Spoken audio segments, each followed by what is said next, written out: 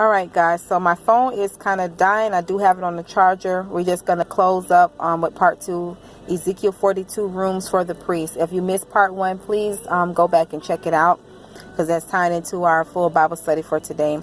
So rooms for the priest. So then the man led me northward into the outer court and brought me to the rooms opposite the temple courtyard and opposite the outer wall on the north side. The building whose door faced north was 100 cubits long and 50 cubits wide. Both both in the section 20 cubits from the inner court, and in the section opposite the pavement of the outer court. Gallery faced gallery at the 3 levels. In front of the rooms was an inner passageway 10 cubits wide and 100 cubits long. Their doors were on the north. 1 verse 5 for you continuing on. So now the upper rooms were narrower, for the galleries took more space from them than from the rooms on the lower and middle floors of the building. The rooms on the 3rd floor had no pillars, as the courts had, so they were smaller in floor size than those on the lower and middle floors. There was an outer wall parallel to the rooms in the outer court. It was extended in front of the rooms for 50 cubits.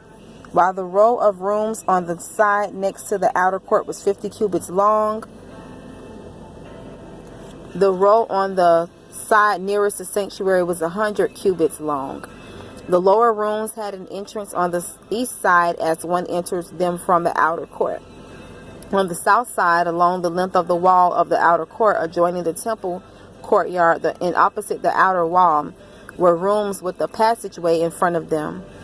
These were like the rooms on the north. They had the same length and width with similar exits and dimensions.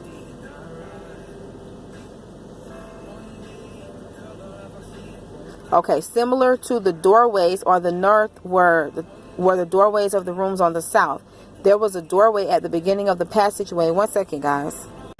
Okay, so there was a doorway at the beginning of the passageway that was parallel to the corresponding wall extending eastward, by which one enters the rooms. Somebody say that, by which one enters the rooms.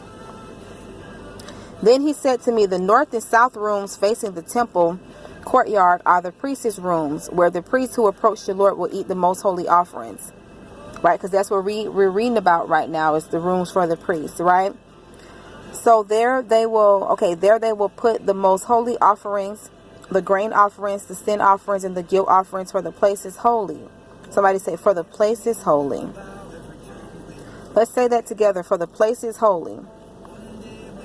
Once the priests enter the holy precincts, they are not to go into the outer court until they leave behind the garments in which they minister, for these are holy. Somebody say, for these are holy. They are to put on other clothes before they go near the places that are for the people. When he had finished measuring what was inside the temple area, he led me out by the east gate and measured the area all around. He measured the east side with the measuring rod. It was 500 cubits. He measured the north side. It was 500 cubits by the measuring rod. He measured the south side, was 500 cubits by the measuring rod. Then he measured to the. Then he turned. I'm sorry. Okay, so he measured the south side. It was 500 cubits by the measuring rod. Then he turned to the west side and measured. It was 500 cubits by the measuring rod. And we're going to close with 20.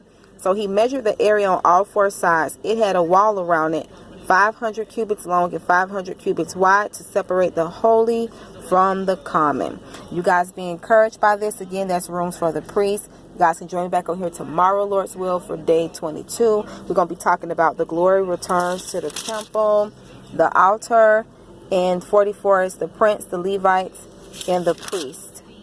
Amen. So y'all have a beautiful, great day today. God bless and thanks for joining.